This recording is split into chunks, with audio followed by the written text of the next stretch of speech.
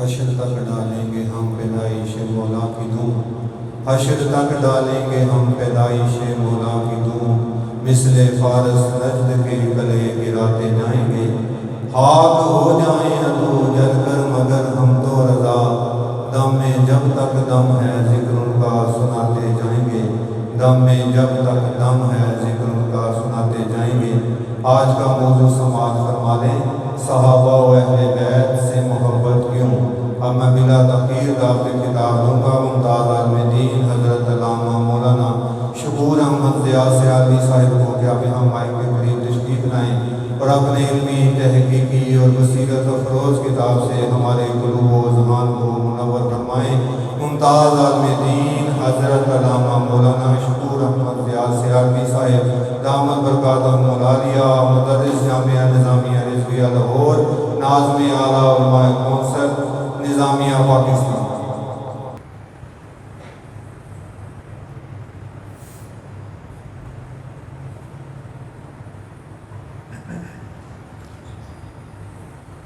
الحمد للہ رب العالمین الذي أنزل الفرقان هدى وبشرى للمتقين والصلاة والسلام على أفضل الأنبياء والمرسلين وعلى آله وأصحابه أجمعين، أما بعد فأعوذ بالله من الشيطان الرجيم، بسم الله الرحمن الرحيم، قل لا أسألكم عليه أجرا إلا المودة في القربى، ومن يقترف حسنة نزد له فيها حسنا، إن الله غفور شكور۔ وقال تعالى في مقام آخر، والذين جاءوا من بعدهم يقولون ربنا اغفر لنا ولإخواننا الذين سبقونا بالإيمان ولا تجعل في قلوبنا غلا للذين آمنوا ربنا إنك رؤوف رحيم۔ صدق الله خالقنا العظيم وصدق رسوله النبي الكريم الأمين، إن الله وملائكته يصلون على النبي، يا أيها الذين آمنوا صلوا عليه وسلموا تسليما، والصلاة والسلام عليك يا سيدي يا رسول الله، وعلى آلك وأصحابك يا سيدي يا حبيب الله، الصلاة والسلام عليك يا سيدي يا رسول الله، وعلى آلك وأصحابك يا سيدي يا حبيب الله، مولاي صل وسلم دائما أبدا على حبيبك خير الخلق كلهم، شاء أكرم الخلق ما لمن ألوذ به سواك عند حلول الحادث العمم، ثم الرضا عن أبي بكر وعن عمر وعن علي وعن عثمان ذي الكرم، والآل والصحب ثم التابعين لهم أهل التقى والنقى والحلم والكرم۔ محتشم سامعین، آپ سماعت فرما چکے کہ آج گفتگو اس عنوان پر ہوگی کہ ہم صحابہ و اہل بیت عظام علیہ الرضوان سے محبت کیوں کرتے ہیں؟ کہنے کو یہ بڑی آسان اور مختصر سی بات ہے، اور سرسری نظر دیکھنے سے بندہ سوچتا ہے کہ یہ بھی کوئی موضوع بنتا ہے، صحابہ اہل بیت سے محبت کیوں کرتے ہیں، یہ بھی کوئی موضوع بنتا ہے۔ لیکن جب آپ اس حوالے سے غور کریں گے کہ شریعت نے ہمیں صحابہ و اہل بیت سے محبت کا جہاں حکم دیا ہے وہاں یہ بھی سکھایا ہے کہ کیا سمجھ کے محبت کرنی ہے۔ بہت ساری ایسی غلط فہمیاں ہیں، بہت سارے ایسے نکات ہیں جن کی بنیاد پر اختلافات بڑھتے چلے جاتے ہیں۔ صرف اتنی بات سمجھ لی جائے کہ ہم صحابہ و اہل بیت علیہم الرضوان سے محبت کیوں کرتے ہیں، صرف اتنی بات سمجھ لی جائے تو بہت سے اختلافات خود بخود ختم ہو جاتے ہیں۔ یعنی کہنے کو یہ چھوٹی سی بات ہے، لیکن حقیقت میں بہت بڑا نکتہ ہے۔ چنانچہ اس حوالے سے گفتگو کا آغاز میں اس بات سے کروں گا کہ محبت کی 4 قسمیں ہیں۔ محبت کی بنیادی 4 قسمیں۔ سب سے پہلی محبت کی صورت ہوتی ہے طبعی محبت، فطری محبت۔ طبعی اور فطری محبت کا مطلب یہ ہے کہ انسان کی طبیعت میں رب تعالیٰ نے کچھ چیزوں کی محبت اور چاہت رکھی ہوتی ہے۔ اس میں مسلمان کا، کافر کا، چھوٹے کا، بڑے کا، کسی ملک اور قوم کا کوئی فرق نہیں ہے۔ ہر بندے کے دل میں فطری طور پر کچھ چیزوں کی محبت ہوتی ہے، جیسے اپنی اولاد سے محبت ہے، اپنے وطن سے محبت ہے، اپنے گھر سے، اپنے محلے سے، اپنی سوسائٹی سے، اپنے ساتھ اٹھنے بیٹھنے والوں کے لیے دل میں کچھ جگہ پیدا ہو جاتی ہے۔ یہ فطری سی بات ہے۔ اب مسلمان ہو یا کافر اپنی اولاد سے محبت کرتا ہے، کوئی بھی قوم ہو اسے اپنی وطن سے، اپنی مٹی سے محبت ہوتی ہے۔ یہ جو محبت فطری اور طبعی تقاضے کی وجہ سے ہے، اگر شریعت کے دائرے سے باہر نہ ہو تو شریعت نے اسے منع بھی نہیں کیا، لیکن صرف طبیعت کے تقاضے کی وجہ سے محبت ہو تو اس پر ثواب بھی کوئی نہیں۔ کوئی بندہ اپنی اولاد سے محبت کرتا ہے صرف اس لیے کہ اولاد ہے اور کوئی بات پیش نظر نہیں ہے، بس اولاد ہے تو اسے محبت ہے، کوئی ثواب نہیں ہے اس پہ۔ اپنے وطن سے محبت ہے صرف اس لیے کہ میں یہاں پیدا ہوا ہوں اور کوئی بات پیش نظر نہیں ہے، اس پر کوئی ثواب نہیں ہے۔ البتہ اس طبعی محبت میں انسان اگر شریعت کے دائرے سے باہر نکلے گا تو گناہ گار ہوگا۔ مثال کے طور پر اپنے خاندان کی ناحق حمایت کرے، جسے تعصب کہتے ہیں، اپنی پارٹی کی بے جا حمایت کرے۔ تعصب کی بہت سی قسمیں ہیں، خاندانی تعصب ہے، لسانی تعصب ہے، یعنی زبان کی وجہ سے فلاں بندے کی حمایت میں صرف اس لیے کروں اگرچہ وہ غلط کہہ رہا ہو کہ وہ میرا ہم زبان ہے، میرا ہم قوم ہے، میری اور اس کی پارٹی ایک ہے۔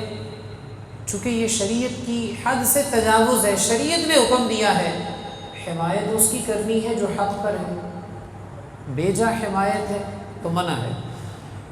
خلاصہ یہ ہوا کہ پہلی قسم محبت کی ہے طبعی فطری محبت، اس پر نہ کوئی ثواب ہے نہ کوئی گناہ ہے۔ ہاں شریعت کی حد سے باہر نکلیں گے تو پھر بندہ گناہ گار ہے۔ دوسری محبت ہے نفسانی، خواہش کی محبت۔ انسان کے دل میں، انسان کے جسم میں رب نے گناہوں کا ایک محل رکھا ہے، جیسے نیکیوں کا ایک مقام ہے، ایسے ہی گناہ کا ایک محل ہے جسے نفس کہتے ہیں، جس کو کنٹرول کرنے کے لیے اکابر مجاہدات کرتے ہیں اور جس کو قابو کرنے کو جہاد اکبر فرمایا گیا، اس کی وجہ سے محبت کرنا، خواہش کی بنیاد پہ محبت۔ ظاہر ہے کہ نفس انسان کا دشمن ہے، اور نفسانی محبت کا انجام بھی گناہ ہی ہوتا ہے۔ لہذا یہ محبت کوئی اچھی چیز نہیں ہے۔ کوئی اکا دکا ہی بچ جائے تو بچ جائے، ورنہ گناہ میں مبتلا ہو جائے۔ تو اس محبت سے بچنا چاہیے۔ تیسری محبت ہے عقلی۔ انسان اپنے عقل کے تقاضے سے محبت کرے، چاہے یہ کسی شے کے ساتھ ہو، کسی آدمی کے ساتھ ہو، اپنی عقل کے تقاضے کی وجہ سے محبت کرے۔ یہ عقل کے تقاضے سے محبت کی 3 وجوہات ہو سکتی ہیں۔ نمبر 1، حسن صورت۔ کسی سے محبت اس لیے ہو کہ وہ حسین بہت ہے، کوئی چیز اس لیے اچھی لگے کہ اس میں حسن ہے، خوبصورتی ہے۔ دوسری وجہ ہے حسن سیرت۔ کسی سے محبت اس لیے ہو کہ اس کا کردار بہت اچھا ہے، اس کی سیرت بہت اچھی ہے، اس کے کام بہت اچھے ہیں، اس سے مخلوق کو فائدہ پہنچ رہا ہے۔ اور تیسری وجہ ہو سکتی ہے احسانات۔ انسان جس کو اپنا محسن سمجھتا ہے، عقل تقاضا کرتی ہے کہ اسے محبت کرے۔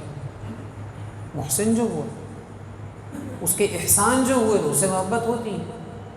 اسی لیے جس کے ساتھ محبت سے ممانعت ہے، اس کا احسان بھی بزرگ سر نہیں لیتے کہ احسان لیں گے تو پھر اس کے سامنے وہ رویہ بدل جائے گا۔ تو عقلی محبت جو انسان اپنی فکر اور سوچ کی بنیاد پر کسی سے کرتا ہے، وہ یا حسن صورت کی وجہ سے ہوتی ہے، یا حسن سیرت کی وجہ سے ہوتی ہے، یا احسانات کی وجہ سے ہوتی ہے۔ یہ اگر اچھے مقاصد کے لیے ہو تو اچھی ہے، اور غلط مقاصد کے لیے تو غلط ہے۔ اور چوتھی محبت ہے ایمانی محبت۔ ایمانی محبت کا مطلب کسی سے محبت ایمان کے تقاضے سے ہے، نہ فطرت کا اس میں چاہت ہے، نہ خواہش کا دخل ہے، نہ ہی پیش نظر یہ ہے کہ عقل کے تقاضے ہیں۔ پیش نظر صرف یہ ہے کہ اللہ اور اس کے رسول نے محبت کا حکم دیا، اللہ اور اس کے رسول کو اس کے ساتھ محبت کرنا پسند ہے۔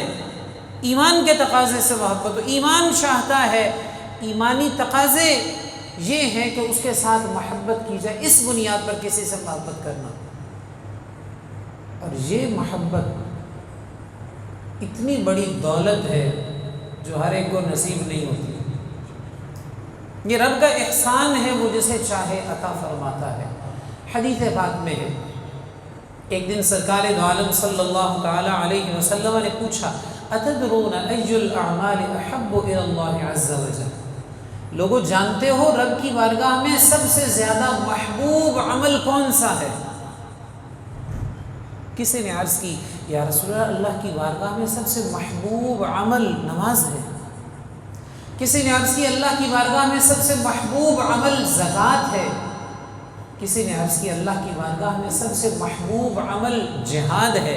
سرکار دو عالم صلی اللہ علیہ وسلم کے سمجھانے کا ایک انداز یہ ہے کہ کوئی بہت اہم بات حضور نے ارشاد فرمانی ہوتی تو کئی مرتبہ ایسا ہوتا کہ سرکار سوال فرماتے، اس کا جواب ملتا، سننے والے یکسو ہو جاتے، پھر حضور اپنا جو ارشاد فرمانا چاہتے وہ بات ارشاد فرماتے، اچھی طرح ذہن نشیں ہو جاتی۔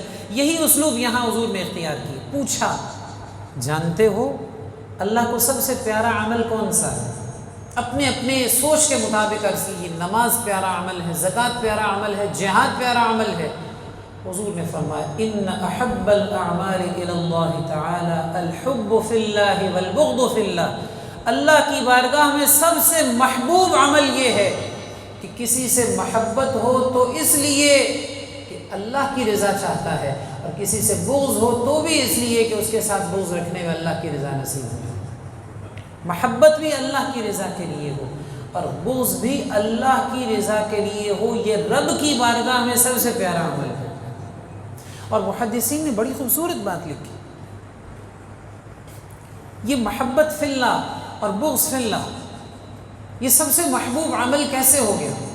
اسلام کا ستون نماز ہے، افضل عمل تو نماز ہے، اس کو محبوب تر عمل کیوں ارشاد فرمایا؟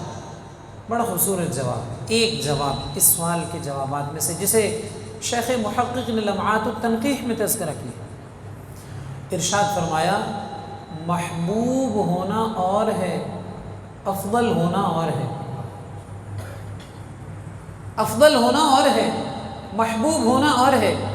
آسان لفظوں میں یوں سمجھ لیجیے، بندے کی نظر میں ایک شے قیمتی ہوتی ہے، ایک شے اس کے لیے زندگی کی ضرورت ہوتی ہے، لیکن اس کا دل کسی اور چیز کے ساتھ لگا ہوتا ہے، اسے پسند کوئی اور چیز ہوتی ہے، تو اس کی نظر میں قیمتی تو وہی ہوگی جو قیمتی ہے، لیکن پیار دوسری چیز سے ہے۔ تو افضل ہونا اور ہے، محبوب ہونا اور ہے۔ رب کی بارگاہ میں سب سے افضل عمل اسلام کے اندر نماز ہی ہے، مگر محبوب تر عمل یہ ہے کہ اللہ کے لیے محبت ہو اور اللہ کے لیے بغض ہو، اور محبوب تر اس لیے ہے کہ جسے یہ نصیب ہو جائے اسے باقی سب کچھ نصیب ہو جاتا ہے۔ اللہ کے لیے محبت اور اللہ کے لیے بغض پختہ ہو جائے، یہ ایمانی محبت جو ایمان کے تقاضے سے پختہ ہو جائے تو اس کی برکت سے پھر نماز بھی پختہ ہو جاتی ہے۔ ویسے تو بندے کو بعض اوقات خود کو مجبور کرنا پڑتا ہے نا، دل نہیں کر رہا پھر بھی یار فرض ہے نماز پڑھنی ہے، فورس کر کے اپنے آپ کو نماز پڑھنی پڑتی ہے، لیکن جب محبت فی اللہ اور بغض فی اللہ پختہ ہو جاتا ہے تو پھر ایسی کیفیت ہوتی ہے، کوئی بزرگ فرماتے ہیں ہمیں رات کے سجدوں میں جو لذت ملتی ہے، اگر بادشاہوں کو پتہ چل جائے تو تلواریں لے کے ہم سے لڑنے کے لیے آ جائیں، ہماری شاہی لے لو اور رات کے سجدوں کی لذت ہمیں دے دو۔ یہ محبت فی اللہ اور بغض فی اللہ کا نتیجہ ہوتا ہے، اس لیے رب کی بارگاہ میں یہ محبوب تر عمل ہے۔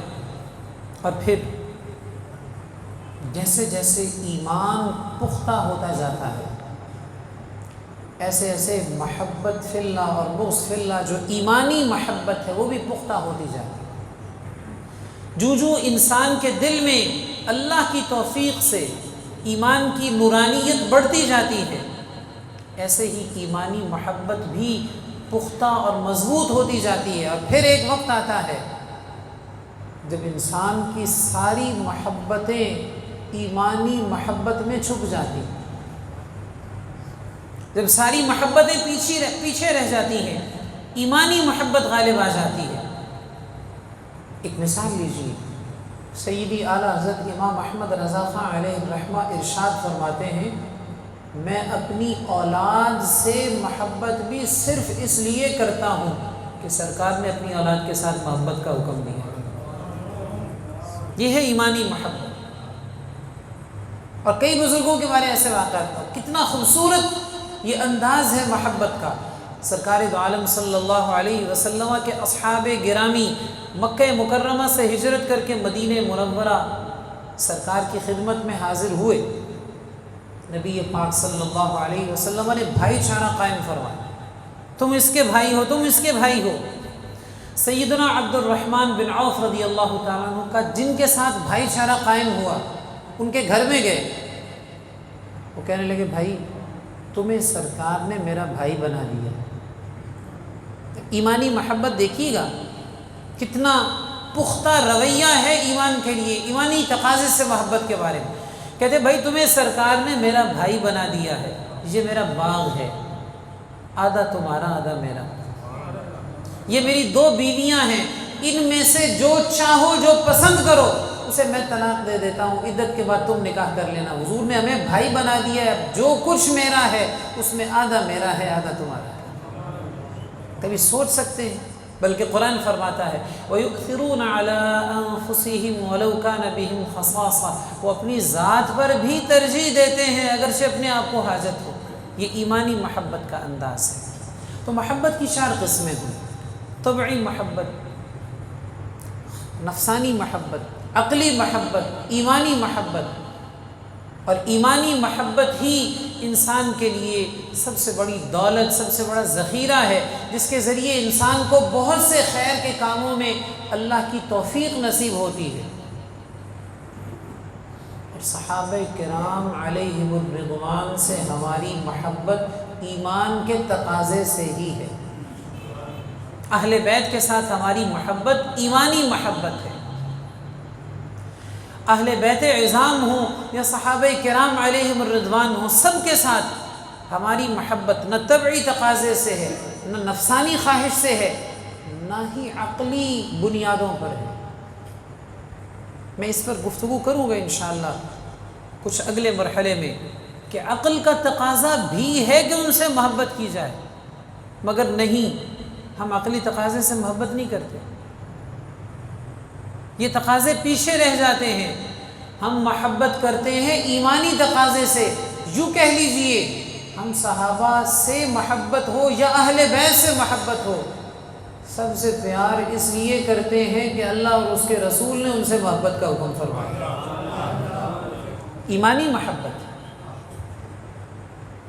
قرآن مجید میں رب تعالیٰ نے اس محبت کا حکم دیتے ہوئے ارشاد فرمایا، قُلْ لَا أَسْأَلُكُمْ عَلَيْهِ أَجْرًا إِلَّا الْمَوَدَّةَ فِي الْقُرْبَى۔ اے حبیب آپ فرما دیجئے میں اس رسالت کی تبلیغ پر، اللہ کے احکام پہنچانے پر کسی اجر کا تقاضا نہیں کرتا، تم سے کوئی اجرت نہیں مانگتا، ہاں یہ حکم دیتا ہوں کہ میرے اہل بیت کے ساتھ محبت کرو، قرابت داروں کے ساتھ، رشتہ داروں کے ساتھ محبت کرو۔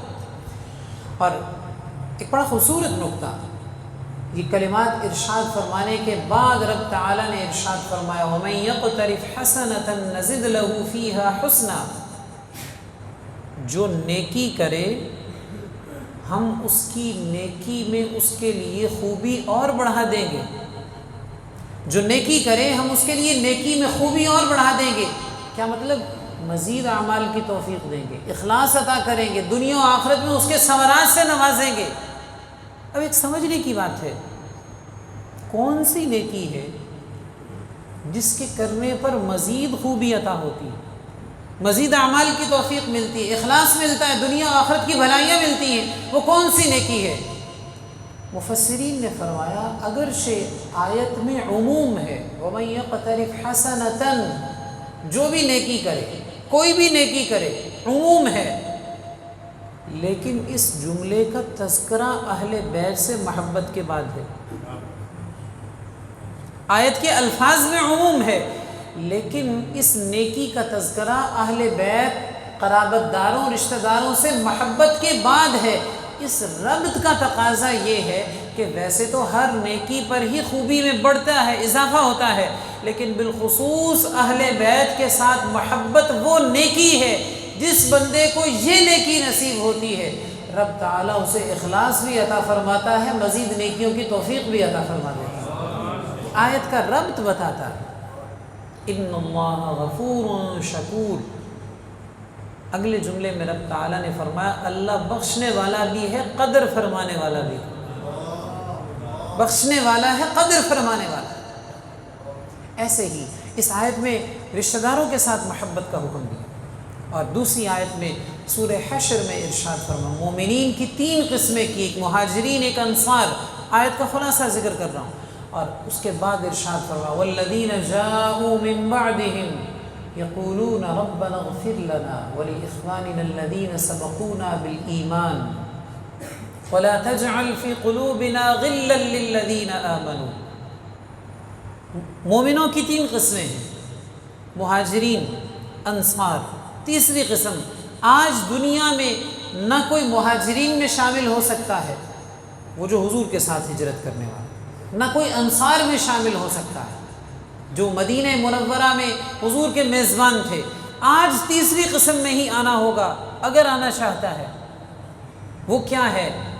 ارشاد فرمایا وہ جو بعد میں آئے، صحابہ و اہل بیت، مہاجرین و انصار کے بعد میں آئے اور کہتے ہیں اے اللہ ہمیں بھی بخش دے، اور جو ایمان کے ساتھ ہم سے پہلے تشریف لائے انہیں بھی بخش دے، وَلَا تَجْعَلْ فِي قُلُوبِنَا غِلًّا، اور یا اللہ ہمارے دلوں میں ایمان والوں کے بارے میں کھوٹ نہ برق رکھنا، ہمارے دلوں میں ایمان والوں کے لیے کھوٹا پن نہ رکھنا۔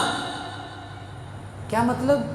دعائیں کرتے ہیں یا اللہ صحابہ و اہل بیت کے درجے بھی بلند فرما اور ہمیں ان کی محبت بھی عطا فرما۔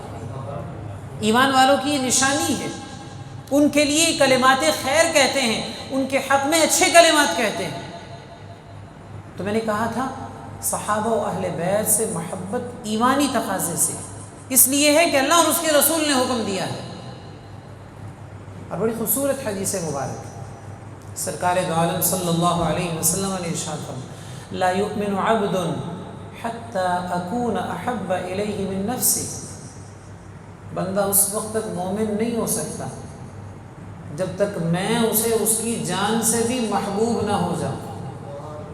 کمال ایمان نصیب نہیں ہو سکتا جب تک اپنی جان سے بڑھ کر بھی حضور سے پیار نہ ہو۔ وَيَكُونَ عِطْرَتِي أَحَبَّ إِلَيْهِ مِنْ عِطْرَتِهِ، اور جب تک میری عطرت، میرا خاندان اسے اپنے خاندان سے پیارا نہ ہو جائے۔ وَيَكُونَ ذَاتِي أَحَبَّ إِلَيْهِ مِنْ ذَاتِهِ، جب تک میری ذات اسے اپنی ذات سے پیاری نہ ہو جائے۔ وَتَكُونَ ذَاتِي أَحَبَّ إِلَيْهِ مِنْ ذَاتِي وَيَكُونَ أَهْلُ بَيْتِي أَحَبَّ إِلَيْهِ مِنْ أَهْلِ بَيْتِي، اور اس وقت تک کمال ایمان نصیب نہیں ہو سکتا جب تک اسے اپنے اہل سے زیادہ میرے اہل بیت سے پیار نہ ہو جائے۔ ان سے محبت اس لیے ہے کہ اللہ اور اس کے رسول نے ان سے محبت کرنے کا حکم فرمایا۔ اب اگلے مرحلے میں آئیے، یہ تو ہم نے جان لیا کہ ان سے محبت ایمانی تقاضے سے، لیکن اب سمجھنا یہ ہے کہ دین ہمیں ان سے محبت کس بنیاد پر کرنے کا حکم دیتا ہے۔ اللہ اور اس کے رسول نے ہمیں ان سے محبت کا حکم دیا ہے۔ اب اگلی بات یہ سمجھنی ہے کہ ان سے محبت کریں، کیا سمجھ کے کریں، کیوں کریں۔ اب ظاہر ہے کہ وجہ نہ بھی پتہ ہو تو محبت تو کرنی ہے۔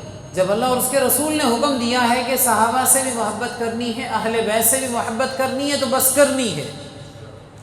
لیکن جب یہ جملہ سمجھیں گے نا کیوں کرنی ہے، تو ایمان کا مزہ بھی دوبالا ہوگا اور بہت سارے الجھنوں کا اور زندگی بھر کے لیے کئی ذہن میں آنے والے وسوسوں کا علاج ہو جائے۔ کیوں کرنی ہے، حکم دیا ہے، کیوں حکم دیا ہے۔ اعلیٰ حضرت امام اہل سنت شاہ احمد رضا بریلوی علیہ الرحمن المعتمد المستند حاشیہ المعتقد المنتقد میں تحریر فرمایا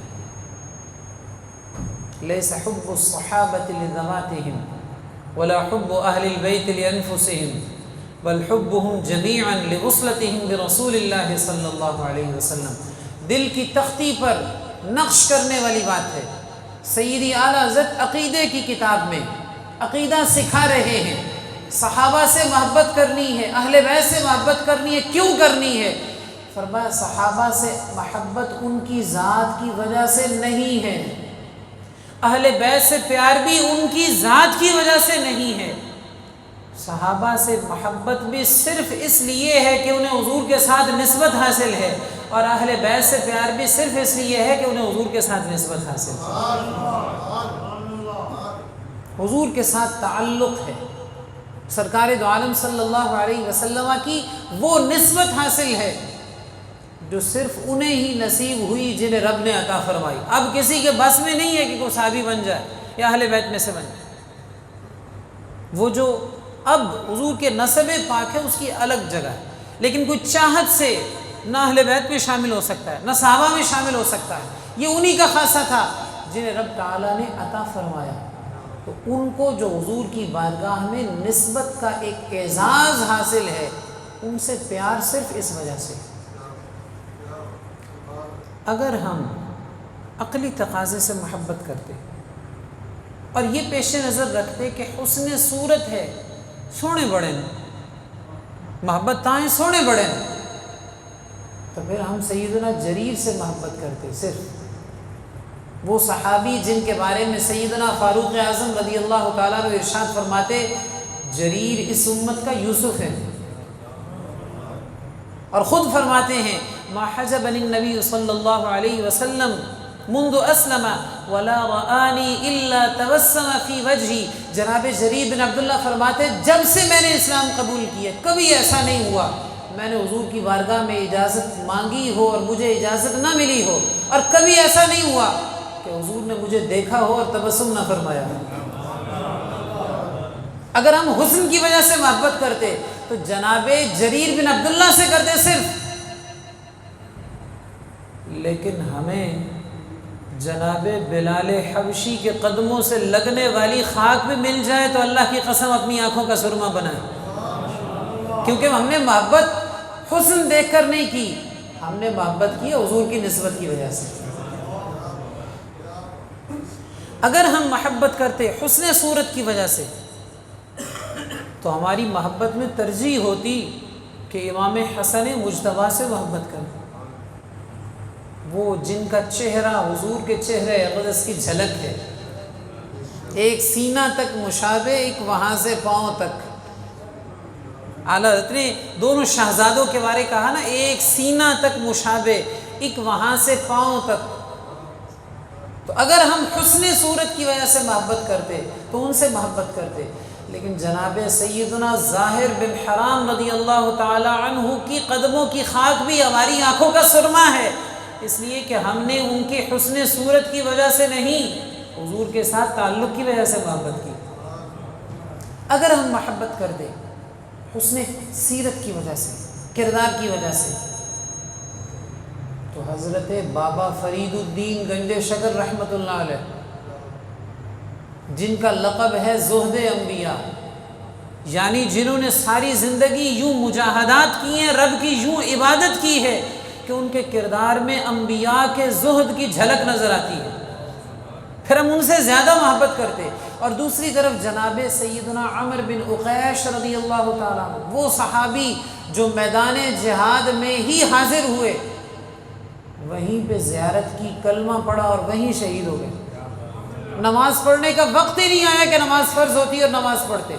ایک طرف یہ جناب عمر بن عقیش ہیں رضی اللہ تعالیٰ عنہ، جنہوں نے ایک نماز بھی نہیں پڑھی کیونکہ وقت ہی نہیں آیا، اور ایک طرف حضرت بابا فرید الدین گنج شکر رحمۃ اللہ علیہ ہیں، جن کی ساری زندگی انبیاء کے زہد کی جھلک نظر آتی ہے. لیکن ہم یہ نہیں کہتے کہ ان سے پیار زیادہ ہے، کیونکہ ہم نے حسن کردار کی وجہ سے محبت نہیں کی، بلکہ ہم یہ کہتے ہیں کہ جناب بابا فرید الدین گنج شکر جیسے ہزاروں بھی ہوں تو جناب عمر بن عقیش کی ابتدا تک نہیں پہنچ سکتے جہاں ان کی انتہا ہوتی ہے، ان کے قدموں تک نہیں پہنچتے. کیوں؟ اس لیے کہ ہم نے کردار دیکھ کے محبت نہیں کی، ہم نے تو سرکار کی نسبت دیکھ کر محبت کی. ہمیں بزرگوں نے یہ سکھایا ہے حضور کے تعلق کی وجہ سے محبت کرنا. اگر ہم محبت کرتے احسانات کی وجہ سے تو جناب عثمان غنی کے بڑے احسانات ہیں، بڑے احسانات ہیں. یوں دولت لٹائی، جیسے کہتے ہیں محاورے میں، پانی کی طرح بہا دینا، اور یوں دولت پیش کی کہ حضور اپنی سامنے ان کے پیش کیے ہوئے درہم یوں دستے مبارک پر پلٹ رہے اور فرماتے ہیں ما ضر عثمان ما عمل بعد اليوم، آج کے بعد عثمان جو بھی کرے اسے نقصان نہیں ہوگا. جن کے اتنے احسانات ہیں اسلام پہ.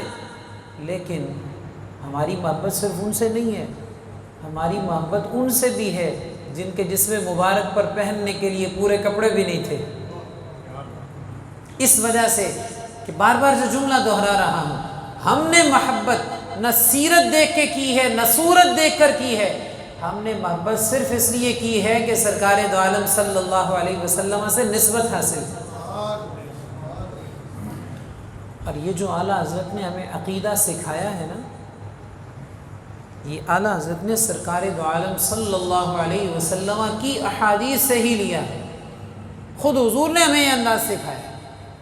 صحابہ و اہل بیت سے محبت کرنی ہے اور یہ سمجھ کے کرنی ہے کہ انہیں حضور کے ساتھ نسبت ہے. حدیث مبارک میں سیدنا عبداللہ بن مغفل رضی اللہ تعالیٰ روایت کرتے ہیں، امام ترمذی نے ان سے نقل کیا. سرکار دو عالم صلی اللہ علیہ وسلم نے ارشاد فرمایا اللہ اللہ فی اصحابی لا تتخذوہم غرضا بعدی. لوگوں میرے صحابہ کے بارے اللہ سے ڈرتے رہنا، میرے صحابہ کے بارے میں اللہ سے ڈرتے رہنا، میرے بعد انہیں تنقید کا نشانہ مت بنانا۔ فمن احبہم فبحبی احبہم فبحبی احبہم، جس نے ان سے پیار کیا میری وجہ سے پیار کیا، میری محبت دل میں تھی تو ان سے محبت کی ہے۔ ومن ابغضہم فببغضی ابغضہم، اور جس نے میرے صحابہ سے بغض رکھا اس نے میری وجہ سے بغض رکھا۔ میرے بارے دل میں کمزور بات تھی تو میرے صحابہ کے لیے دل میں نفرت پیدا ہوئی۔ ومن آذاہم فقد آذانی، جس نے میرے صحابہ کو تکلیف دی اس نے مجھے تکلیف دی۔ ومن آذانی فقد آذى اللہ، جس نے مجھے تکلیف دی اس نے رب کو ناراض کیا، اور جس نے رب کو ناراض کیا اللہ اس کی گرفت فرمائے۔ اس میں جو جملہ میں جس پر زور دے رہا ہوں، فمن احبہم فبحبی احبہم، جس نے ان سے پیار کیا میری وجہ سے پیار کیا۔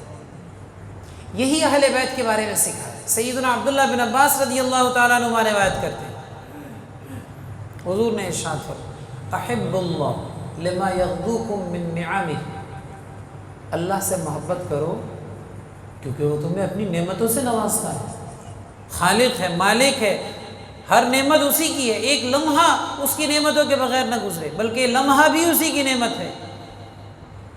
وَأَحِبُّونِي بِحُبِّ اللَّهِ، اور مجھ سے محبت کرو کیونکہ اللہ مجھ سے محبت فرماتا ہے۔ وَأَحِبُّوا أَهْلَ بَيْتِي لِحُبِّي، اور میرے اہل بیت کے ساتھ میری وجہ سے محبت کرو، میرے اہل بیت کے ساتھ میری وجہ سے محبت کرو۔ تو کیوں محبت کرتے ہیں؟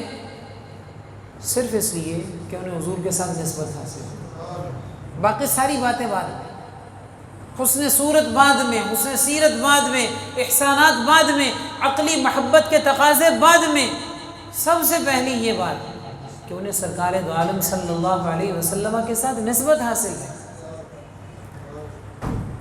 اب یہ نقطہ سمجھنے کے بعد ذرا غور کیجئے، کتنی بڑے بڑے مسئلے اور کتنے بڑے بڑے وسوسے حل ہو جاتے ہیں، کتنے بڑے بڑے اختلافات ختم ہو جاتے ہیں اگر یہ نقطہ سمجھ آ جائے۔ یہ نقطہ سمجھنے کے بعد سب سے پہلا نتیجہ یہ نکلے گا، جس نے محبت کی ہے کسی اور بنیاد پہ، اس کی محبت غلط فہمیوں کی بنیاد پہ کمزور ہو سکتی ہے، پھسل سکتا ہے، ڈی ٹریک ہو سکتا ہے۔ کیوں؟ کسی بندے نے سمجھا، اس کے ذہن میں تھا کہ صحابہ سے اس لیے محبت کرنی ہے کہ بڑا اعلیٰ کردار ہے، بہت خدمات ہیں ان کی، فلاں فلاں، اور کبھی اس سے کسی نے کہا تاریخ میں تو یہ لکھا ہے، پھنس جائے گا۔ ہاں تاریخ میں یہ لکھا ہے، میں تو کچھ اور سمجھتا رہا تھا، میں نے تو فلاں صحابی سے اس لیے محبت کی تھی کہ میں سمجھتا تھا وہ بہت بڑی شخصیت ہے، یہ لکھا ہے تاریخ میں۔ یہ مسئلہ ہوگا اسے، اور ہم نے جب یہ سمجھ لیا کہ ان سے محبت حضور کی نسبت کی وجہ سے، اب ہمیں کوئی کہے تاریخ میں یہ لکھا ہے تو ہمیں یہ پریشانی نہیں ہوگی، اچھا ہم کہیں گے تاریخ جو صحابہ کی عظمت کی نفی کرے اسے اپنے ساتھ بھاڑ میں لے جاؤ، ہم نے تاریخ پڑھ کے محبت نہیں کی، ہم نے تو حضور کی نسبت کی وجہ سے محبت کی۔ کسی بھی صحابی کے بارے میں تاریخ میں یہ لکھا ہے، آج جو بھٹکے اسی وجہ سے بھٹکے، تاریخ میں یہ لکھا ہے تو لکھا رہے، ہم نے تاریخ پڑھ کے محبت نہیں کی، ہم نے حضور کے ساتھ نسبت کو دیکھ کر محبت کی۔ نسبت میں کوئی کمی ہے تو بتاؤ، اور وہ ظاہر نہیں ہو سکتی۔ دوسری بات، یہ نقطہ سمجھنے کی وجہ سے جو فائدہ ہوگا، جس نے محبت کی کسی اور بنیاد سے، وہ محبت کرنے سے پہلے دیکھے گا کروں یا نہ کروں۔ مثال کے طور پر کچھ لوگوں نے معیار بنایا جناب سیدنا علی مرتضیٰ کرم اللہ وجہہ الکریم کو، اور ان کا انداز یہ ہے جہاں بھی کسی کی بات آئے گی تو سوچیں گے اس کا مولا علی کے ساتھ کیا تعلق ہے، جڑتا ہے تو ہم محبت کریں گے، اور کہیں انہیں ایسا لگتا ہے کہ تعلق نہیں بنتا تو کہیں ہم نہیں کرتے۔ کیونکہ ہمارے تو مولا حضرت علی ہیں۔ کسی نے معیار بنا لیا جناب صدیق اکبر کو رضی اللہ تعالیٰ، اس کا سارا زاویہ یہیں پہ ہے کہ سیدنا صدیق اکبر سے محبت کرنی۔ کسی اور کی بات آئے گی دیکھے گا حضرت صدیق اکبر سے تعلق جوڑتا ہے تو ٹھیک ہے، نہیں جوڑتا تو نہ صحیح۔ لیکن ہم نے سمجھا کہ ان سے محبت کرنی ہے حضور کی نسبت کی وجہ سے۔ اب ہمارے سامنے کسی صحابی کا نام آئے، پہلے صحابی سے لے کے آخری صحابی تک کسی کا نام آئے، ہم یہ نہیں دیکھیں گے کس کے ساتھ تعلق جوڑتا ہے کس کے ساتھ نہیں جوڑتا، اس لیے کہ ہم نے زاویے کوئی اور نہیں رکھے، ہمارا زاویہ ایک ہے، حضور کے ساتھ نسبت، اور سرکار کے ساتھ نسبت ہر ایک کو ہے، چنانچہ ہماری محبت بھی ہر ایک سے ہے۔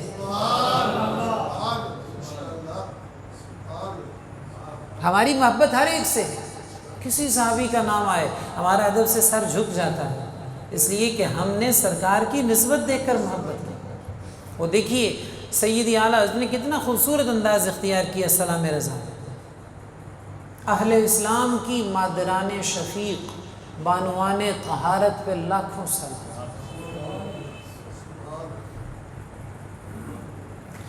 اصدق الصادقین سید المتقین چشم و گوش وزارت پہ لاکھوں سلام۔ وہ عمر جس کے اعداء پہ شیدا سقر، اس خدا دوست حضرت پہ لاکھوں سلام۔ یعنی عثمان صاحب قمیص ہدا، حلہ پوش شہادت پہ لاکھوں سلام۔ مرتضیٰ شیر حق اشجع الاشجعین، ساقی شیر و شربت پہ لاکھوں سلام۔ وہ حسن مجتبیٰ سید الاسقیاء، راکب دوش عزت پہ لاکھوں سلام۔ اس شہید بلا شاہ گلگوں قبا، بے کسے دشت غربت پہ لاکھوں سلام۔ جس کا آنچل نہ دیکھا مہو مہر نے، اس ردائے نزاہت پہ لاکھوں سلام۔ سیدہ ظاہرہ طیبہ طاہرہ، جان احمد کی راحت پہ لاکھوں سلام۔ ان کے آگے وہ حمزہ کی جاں بازیاں، شیر غران سطوت پہ لاکھوں سلام۔ سب کی بارگاہوں میں سلام باری باری پیش کیا، میں بھی چند شعر پڑھے صرف، اور آگے جا کے کیا کہا؟ ان کے ہر نام و نسبت پہ نامی درود، ان کے ہر وقت و حالت پہ لاکھوں سلام، ان کے مولا کے ان پر کروڑوں درود، ان کے اصحاب و عطرت پہ لاکھوں سلام۔ جس مسلمان نے دیکھا انہیں ایک نظر، اس نظر کی بصارت پہ لاکھوں سلام۔ بات ہی ختم کر دی۔ ہم نے معیار بنائی ہی نہیں ہے، اس سے اتنی کرنی ہے، اسے اتنی کرنی ہے، معیار بنائی ہی نہیں ہے۔ ہم نے دیکھا حضور کی نسبت کو، اور ہمارے امام نے بات ہی ختم کر دی، جس مسلمان نے دیکھا انہیں ایک نظر، اس نظر کی بصارت پہ لاکھوں سلام۔ تیسرا فائدہ، یہ نقطہ سمجھ لیں کیوں محبت کرتے ہیں۔ تیسرا فائدہ، جب بندہ کسی سے محبت کرتا ہے تو کچھ امیدیں ہوتی ہیں، کچھ آرزوئیں ہوتی ہیں، کچھ تمنائیں ہوتی ہیں، کچھ چاہتا ہے کہ ایسے ہو جائے، میرا محبوب بھی میرے طرف دیکھے، میرا محبوب بھی میری طرف دیکھے، وہ بھی مجھ سے محبت کرے۔ اور جس نے صحابہ و اہل بیت سے محبت کی ہے سرکار کی نسبت سے، یہ سمجھ کر کہ حضور کی نسبت کی وجہ سے محبت کرے، اس کی امید کیا ہوگی؟ اس کی امید صحابہ کرام علیہم الرضوان سے جواب ملنے اور پیار ہونے کی ہوگی، لیکن بعد میں پہلے امید یہ ہوگی کہ وہ نگاہ فرمائیں جن کی نسبت سے محبت کرنا ہے، پہلے توجہ اس کی طرف ہوگی۔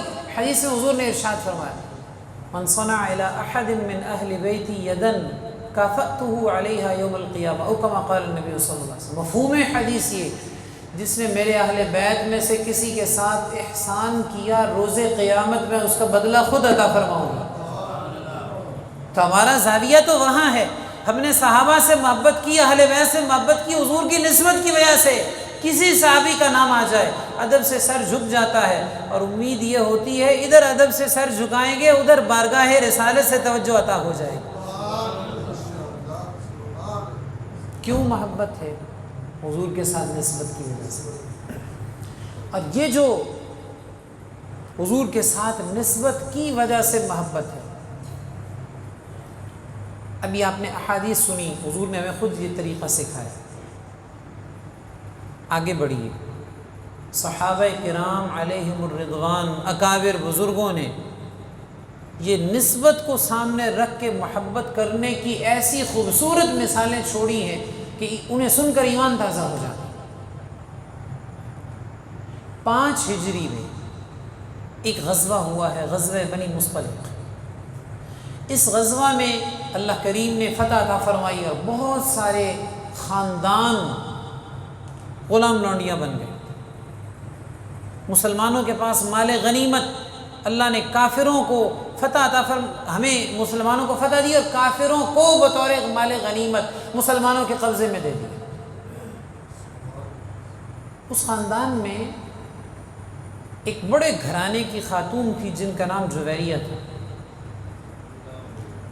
جب مال غنیمت تقسیم ہوا تو وہ حضرت سیدنا خطیب رسول حضرت ثابت بن قیس بن شماس کے حصے میں، یہ جن کا نام لیا نا میں نے، ثابت بن قیس رضی اللہ تعالیٰ، ان کا لقب خطیب رسول۔ جیسے حضرت حسان بن ثابت شاعر دربار اقدس ہے نا، جب کوئی باہر سے آتا اور ضرورت ہوتی اس کو اشعار سنانے کی، جواب دینے کی، تو حضرت حسان کو کھڑا کیا جاتا، اور جب کسی کو جواب دینا ہوتا خطاب کی صورت میں جو جناب ثابت بن قیس بن شماس کو کھڑا کیا جاتا۔ خطیب رسول حضرت ثابت بن قیس کے حصے میں آئے۔ انہوں نے ان کے ساتھ مکاتبت کر لی۔ مکاتبت کا مطلب یہ کہ ان کے ساتھ طے کر لیے اتنے پیسے دے دیتی ہوں مجھے آزاد کر دیں۔ مگر ٹھیک ہے، حضور کی بارگاہ میں حاضر ہوں، میں نے مکاتبت کر لی ہے، پیسے نہیں ہیں، کچھ مدد کر دیں۔ حضور سے عرض کر دیں، اور اعلیٰ حضرت نے کہا میرے کریم سے اگر قطرہ کسی نے مانگا، دریا بہا دیے ہیں، در بے بہا دیے ہیں۔ حضور سے مدد مانگنی، میری کچھ مدد کر دیں۔ حضور نے فرمایا اس سے اچھی پیشکش کروں؟ عرض کرتی ہیں حکم فرما۔ ارشاد فرمایا ایسا نہ کر لوں کہ تیرا سارا بدلے کتابت میں ادا کر کے تمہیں آزاد کر کے تمہارے ساتھ شادی کر لوں، ام المؤمنین بنا دوں تمہیں، اور کیا چاہیے؟ سرکار دو عالم صلی اللہ علیہ وسلم نے ان کا بدلے کتابت ادا فرما دیا، آزاد کر دیا۔ آج ام المؤمنین سیدتنا جویریہ رضی اللہ تعالیٰ عنہ جو کرنے کی بات تھی نسبت والی، حدیث مبارک یہ نقل کی ہے ام المؤمنین سیدہ عائشہ صدیقہ رضی اللہ تعالیٰ عنہ نے، ان کے حرم اقدس میں آنے کا یہ واقعہ ام المؤمنین بیان کر رہی ہیں اور فرماتی ہیں فتسامع الناس۔ جب حضور نے انہیں یہ بات کی نا تو حضور کے ہر فعل میں حکمتیں ہوتی ہیں۔ حضور نے شادی کی تو حضور کے پیش نظر تھا کہ اس شادی کی کتنی برکتیں ہوں گی، نکاح کر لیا ان کے ساتھ، کیا برکتیں ہوئیں۔ ام المؤمنین سیدہ عائشہ صدیقہ رضی اللہ تعالیٰ عنہ فرماتی ہیں سنا سنائی پتہ چلتا گیا، اس سے اس نے سنا، اس نے سنا، اس نے سنا کہ حضور نے نکاح کر لیا ہے، حضرت جویریہ سے حضور نے نکاح کر لیا، آگے پتہ چلا حضرت جویریہ سے حضور نے نکاح کر لیا ہے۔ نتیجہ یہ نکلا ام المؤمنین سیدہ عائشہ صدیقہ رضی اللہ تعالیٰ عنہ فرماتی ہیں 100 خاندان غلام تھے ان کے، جس صحابی کو پتہ چلا حضرت سیدہ جویریہ سے نکاح کر لیا، اس نے کہا میرے حصے میں اس خاندان کے جتنے افراد ہیں سارے آزاد ہیں۔ دوسرے کو پتہ چلا، اس نے کہا سارے آزاد ہیں، تیسرے نے کہا سارے آزاد ہیں، 100 کے 100 خاندان آزاد کر دیے۔ اور کیا کہا اصحاب رسول اللہ صلی اللہ علیہ وسلم، اس خاندان کی ایک خاتون سے حضور نے نکاح کر لیا ہے، اب یہ حضور کے سسرالی رشتہ دار ہیں، اب یہ اس قابل نہیں ہے کہ ان کے ساتھ انہیں غلام رکھا جائے، بانیاں رکھا جائے، اب یہ عزتوں کے لائق ہیں، اس لیے آزاد ہیں کہ اس خاندان میں ایک خاتون سے حضور نے نکاح فرما لیا۔ یہ ہے نسبت سے مانگی۔ اب آپ غور کیجئے ان جو بنو مصطلق کے افراد تھے جو بطور مال غنیمت آئے تھے، ان کا ذاتی سٹیٹس کیا تھا؟ نوکر تھے، خادم تھے، غلام تھے، آزاد کیوں کر دی؟ سر پر کیوں بیٹھا؟ آنکھوں پر کیوں بیٹھا؟ صرف اس لیے کہ اب پہلے اور تھے، اب اس خاندان میں حضور نے نکاح فرمایا، یہ نسبت سے مانگا۔ اچھا، یہ صحابہ کا انداز ہے حضور کی نسبت سے، اہل بیت میں جو شامل ہو گیا۔ اب ظاہر ہے وہ کتنا دور کا تعلق ہے، اس خاندان کی ایک خاتون سے نکاح ہوا تو اس خاندان میں کتنے دور تک 100 گھرانے ہیں، تو کتنی دور تک بات جاتی ہے، لیکن انہیں دور تک بھی لے گئے. پر ٹھیک ہے، جو بھی تھا ہو گیا، اب تو حضور نے نکاح فرما لیا. یہ صحابہ کا انداز ہے. ادھر سے اہل بیت کا انداز دیکھیں. اہل بیت بھی حضور کی نسبت کا احترام کرتے تھے. اور کیسے کرتے تھے؟ سیدنا عبداللہ بن عباس رضی اللہ تعالیٰ عنہ، اس امت میں اللہ نے علم کے اندر نرالی شان عطا فرمائی. حضور نے دعاؤں سے نوازا تھا، علم کی دعاؤں سے، فقاہت کی دعاؤں سے، قرآن مجید کی صحیح معانی تک رسائی کی دعاؤں سے نوازا تھا جناب عبداللہ بن عباس کو. جب حضور کا وصال پاک ہوا، ان کی عمر شریف چھوٹی تھی، 9 عمر تھے. حضور کے وصال اقدس کے بعد انہوں نے صحابہ کے پاس آنا جانا شروع کر دیا، حدیثیں سیکھنے کے لیے، یاد کرنے کے لیے. سیدنا عبداللہ بن عباس رضی اللہ تعالیٰ عنہ فرماتے ہیں بعض اوقات ایسا بھی ہوتا، مجھے پتہ چلتا فلاں صحابی سرکار دو عالم صلی اللہ علیہ وسلم سے حدیث بیان کرتے ہیں، میں ان کے گھر کے باہر پہنچ جاتا، ان کے گھر کے باہر پہنچ جاتا. دوپہر کا وقت ہوتا، چادر میرے پاس ہوتی، دروازہ نہیں کھٹکھٹاتا تھا، جا کے دروازے کے باہر چادر سر کے نیچے رکھ کے لیٹ جاتا. ہوا چل رہی ہوتی، گرد و غبار اڑ رہا ہوتا، لیکن میں باہر لیٹا رہتا. جب وہ صاحب خود اپنی مرضی سے گھر سے باہر تشریف لاتے تو مجھے دیکھ کے حیران رہ جاتے اور کہتے یا ابن عباس، یا ابن عم رسول اللہ صلی اللہ علیہ وسلم، ما جاء بک، اے حضور کے چچا زاد کیسے تشریف لانا ہوا؟ ہلا اخبرتنی، آپ خود تشریف کیوں لائے ہیں؟ مجھے بتا دیتے، میں حاضر ہو جاتا. جناب عبداللہ بن عباس رضی اللہ تعالیٰ عنہما ان کی تکریم کیوں کر رہے ہیں؟ صرف اس لیے کہ وہ عالم ہیں، حضور کے وارث ہیں. غور کر رہے ہیں اس جملے. جناب عبداللہ بن عباس حضور کے اہل بیت میں سے ہیں، سرکار کے چچا زاد ہیں، بھائی لگتے ہیں رشتے میں، چچا زاد. اہل بیت میں ہونے کے باوجود صحابی کی، عالم کی اتنی تعظیم کر رہے ہیں کہ گھر جا کے دروازے پہ دستک نہیں دی، یہ میرے استاذ کا دروازہ، باہر بیٹھے ہیں. اور گھر والے نے اتنی تکریم کی، آپ خود کیوں تشریف لائے ہیں؟ مجھے بتاتے، میں حاضر ہو جاتا.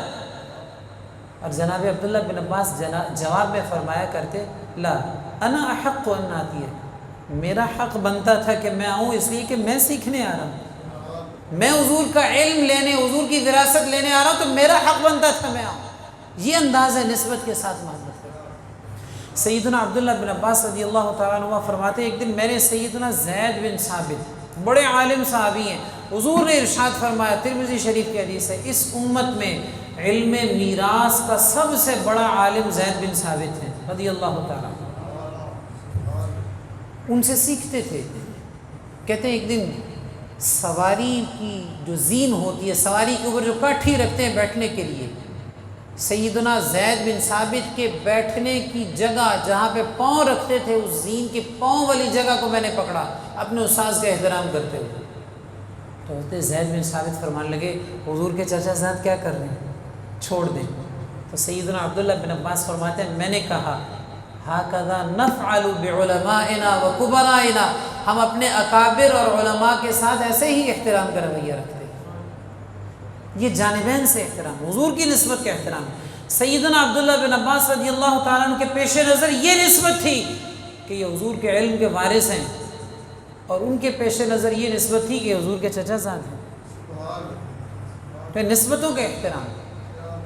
سیدنا عبداللہ بن عمر رضی اللہ تعالیٰ عنہ جناب فاروق اعظم کے شہزادے، ایک دن مسجد نبی شریف میں بیٹھے، قریب سے ایک جوان گزرا، اس کا لباس تھوڑا لمبا تھا، سنت یہ کہ ٹخنوں سے اونچا تھوڑا لمبا تھا.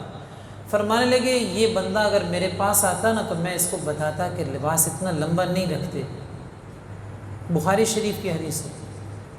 آپ کے پاس بیٹھے کسی نے کہا جانتے ہیں یہ کون ہے؟ ان کا نہیں جانتا. اس نے عرض کی یہ محمد بن اسامہ بن زید ہیں. سرکار نے منہ بولا بیٹا بنایا تھا حضرت زید بن حارثہ کو، ان کے بیٹے ہیں حضرت اسامہ بن زید، اور ان کے بیٹے ہیں محمد بن اسامہ بن زید. کہ لگے یہ محمد بن اسامہ بن زید ہیں، اتنا لفظ سننا تھا۔ بخاری شریف کی حدیث ہے، سیدنا عبداللہ بن عباس نے سر جھکا لیا، سر جھکا لیا، اور یوں زمین پہ ہاتھ تعظیماً رکھ کے فرمانے لگے احترام اس لیے کر رہا ہوں کہ اس شہزادے کو سرکار کا زمانہ نصیب نہیں ہوا۔ اگر سرکار دو عالم صلی اللہ علیہ وسلم کے زمانہ اقدس میں ظاہری حیات شریف میں موجود ہوتے تو ان کا خاندان حضور کو اتنا پیارا تھا کہ یہ بھی حضور کو پیارے ہونے تھے۔ اگرچہ حضور کے سامنے نہیں آئے، لیکن میں احترام اس لیے کر رہا ہوں کہ اس خاندان سے حضور کو بڑا پیار تھا، ان کے والد سے، ان کے دادا سے، حضرت اسامہ سے، حضرت زید سے حضور کو پیار تھا۔ ان کے پیار کی وجہ سے میں ادباً سر جھکا رہا ہوں کہ حضور کے سامنے آتے تو حضور بھی ان سے پیار کرتے۔ یہ ہے نسبت سے محبت۔ اور پھر اگر بات کریں جناب فاروق اعظم رضی اللہ تعالیٰ، جناب فاروق اعظم رضی اللہ تعالیٰ عنہ تو ہر بات میں ہی امت کی تربیت فرمانے والے ہیں۔ کیا کہنے جناب فاروق اعظم کے، آج کی محفل پاک بالخصوص ان سے منسوب ہے۔ اور حضرت فاروق اعظم رضی اللہ تعالیٰ عنہ کی ایک بڑی خوبصورت بات سرکار دو عالم صلی اللہ علیہ وسلم نے ارشاد فرمایا، بین انا نائم رأیت الناس یعرضون علی، او کما قال النبی صلی اللہ علیہ وسلم۔ مفہوم حدیث کی، میں نے خواب میں دیکھا لوگ میرے پاس سے گزر رہے ہیں، لوگوں نے مختلف قسم کے لباس پہنے ہیں، قمیصیں پہنی ہیں، کسی کی قمیص سینے تک ہے، کسی کی اس سے نیچے ہے، لباس چھوٹا بڑا ہے۔ عمر علی عمر یجر قمیصہ، میرے پاس سے عمر گزرے، اتنی لمبی قمیص تھی کہ عمر آگے آگے ہیں، قمیص پیچھے پیچھے گھسٹ رہی ہے۔ لمبی چادر ہو نا بندے نے لی ہوئی ہو، ساری سنبھالی نہ جائے، آدھی اوپر ہو آدھی پیچھے گھسٹ رہی ہو۔ حضور فرماتے ہیں ایسے عمر کی قمیص تھی۔ صحابہ نے پوچھا یا رسول اللہ اس کی تعبیر کیا ہے؟ خواب بھی حضور کا، تعبیر بھی حضور سے پوچھ رہے، اس کی تعبیر کیا ہے؟ سرکار دو عالم صلی اللہ علیہ وسلم نے فرمایا اس کی تعبیر دین ہے۔ مطلب یہ کہ کسی کا دین یہاں تک ہے، کسی کا نیچے ہے، کچھ دین کے رنگ میں تھوڑا رنگا ہے، کچھ زیادہ رنگا ہے۔ عمر کو اللہ نے دین کے رنگ میں یوں رنگا ہے کہ پوری قمیص ہے اور پھر پیچھے قدموں سے نیچے لٹک رہی ہے، بڑی ہوئی ہے۔ محدثین نے لکھا یہ قمیص بڑی ہونے کا مطلب یہ تھا کہ عمر دنیا سے تشریف لے جائیں گے، ان کے نقش قدم پر چل کر لوگ دین سیکھتے رہیں گے، یہ ان کی قمیص لمبے ہونے کا مطلب۔ تو جناب عمر رضی اللہ تعالیٰ نے جہاں اور بہت کچھ سکھایا ہے، وہیں حضور کی نسبت کا پیار بھی سکھایا ہے۔ دونوں شہزادوں کو جناب فاروق اعظم اپنے دور میں اتنا وظیفہ دیتے جتنا بدری صحابہ کو وظیفہ ملتا، بدری صحابہ کو جتنا وظیفہ ملتا، جو بدر میں شریک ہوئے، جن کے بارے میں سرکار دو عالم صلی اللہ علیہ وسلم کے سامنے کوئی نرم بات کرتا تو حضور فرماتے تمہیں پتہ نہیں ہے یہ بدری ہے، وہ پتہ نہیں ہے یہ بدری ہے۔ اور اللہ نے بدریوں کے بارے میں فیصلہ کر لیا ہے، جو بھی کریں رب بخشش فرما دیے، بدریوں کے برابر وظیفہ دیتے۔ حالانکہ جب سرکار کا وصال پاک ہوا تو ان کی عمر 7-8 سال اس کے قریب تھی، شہزادوں کی عمر، لیکن بدریوں والا وظیفہ سیدنا عبداللہ بن عمر رضی اللہ تعالیٰ عنہ جو شہزادے ہیں جناب فاروق اعظم کے، اور ابھی آپ نے ان کی بات سنی، ایک مرتبہ فرمانے لگے مجھ سے زیادہ ان کا وظیفہ کیوں ہو؟ اور یہ بھی یاد رہے جناب عبداللہ بن عمر رضی اللہ تعالیٰ عنہ کے یہ سوال اس وجہ سے نہیں تھا کہ وہ زیادہ لینا چاہتے تھے، ان کی اپنی نظر میں اہل بیت کا جتنا احترام تھا وہ بھی آپ نے سنا، اور ان کو دیکھنے والے کہتے ہیں ہم نے دیکھا سارے کچھ نہ کچھ بدل گئے تھے لیکن فاروق اعظم اور عبداللہ بن عمر نہیں بدلے، وہ ایسے ہی رہے جیسے حضور کے دور میں تھے۔ ابا جان مجھ سے زیادہ ان کو کیوں وظیفہ ملتا ہے؟ یہ ہمیں سمجھانے کے لیے پوچھ رہے ہیں۔ تب جناب فاروق اعظم نسبت کی کتنی قدر کرتے ہیں، فرمانے لگے ان جیسا باپ تو لاؤ، ان کی ماں جیسی ماں تو لاؤ، ان کے نانا جیسا نانا تو لاؤ۔ یہ نسبت کی قدر تھی جناب فاروق اعظم رضی اللہ تعالیٰ عنہ کے نظر میں۔ شہزادے ہیں، چھوٹے ہیں، عمر چھوٹی ہے، پیدا بعد میں ہوئے ہیں، لیکن وہ جو بدری تھے حصہ ان کے برابر ہے، اس لیے کہ حضور کے ساتھ جو نسبت انہیں ہے وہ کسی اور کو نصیب نہیں۔ وہ بھی آپ نے کئی بار علماء سے سنا، جب امام حسین رضی اللہ تعالیٰ عنہ، حضرت فاروق اعظم نے فرمایا آپ آتے جاتے نہیں، ایک دن تشریف لائے، دیکھا کوئی میٹنگ ہو رہی ہے اور خاص لوگوں کو بھی حاضری کی اجازت نہیں ملی ہے، واپس چلے گئے۔ جناب فاروق اعظم نے پھر فرمایا شہزادے آپ تشریف نہیں لائے؟ تو فرمانے لگے میں آیا تھا لیکن میں نے دیکھا کہ حاضری کی اجازت نہیں مل رہی باقیوں کو، تو میں بھی واپس چلا گیا۔ تو جناب فاروق اعظم نے بڑا خوبصورت جملہ کہا، هل انبت الشعر على رؤوسنا الا ابوک ثم انتم۔ مفہوم روایت یہ کہ ہمارے سروں پر جو بال ہیں نا، ہماری سروں پر جو عزتوں کے تاج ہیں، یہ سارے آپ کے نانا جان نے پہنائے ہیں اور آپ لوگوں نے پہنائے۔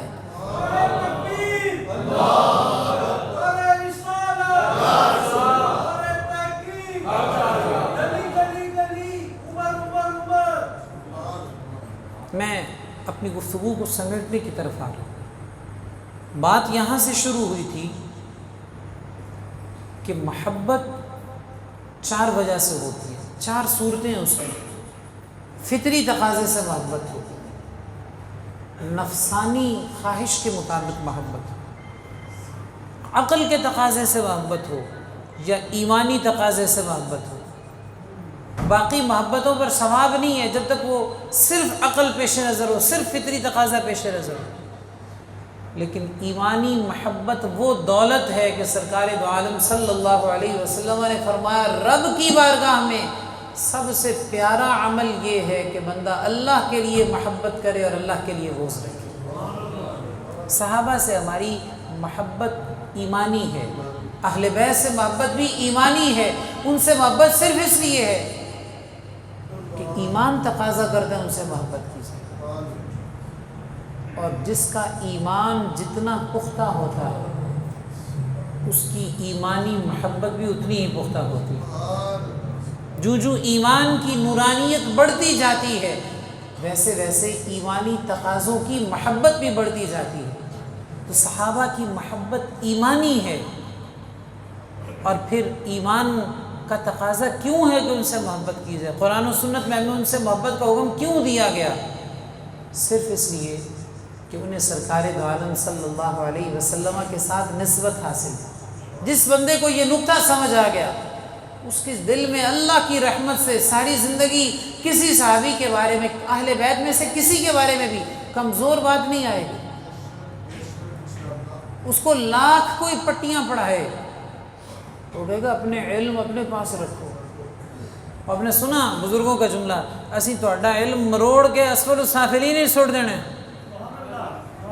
اس واسطے کہ اساں علم دے تقاضے نال محبت نہیں کیتی، اساں حضور نال تعلق ویکھ کے محبت کیتی، حضور سے نسبت سے محبت کی ہے۔ اللہ کریم جل جلالہ ہم سب کو سرکار دو عالم صلی اللہ علیہ وسلم کی تمام نسبتوں کی محبت بھی عطا فرمائے اور اس محبت کی برکتیں بھی نصیب فرمائے۔ وآخر دعوایا ان الحمد للہ رب العالمین۔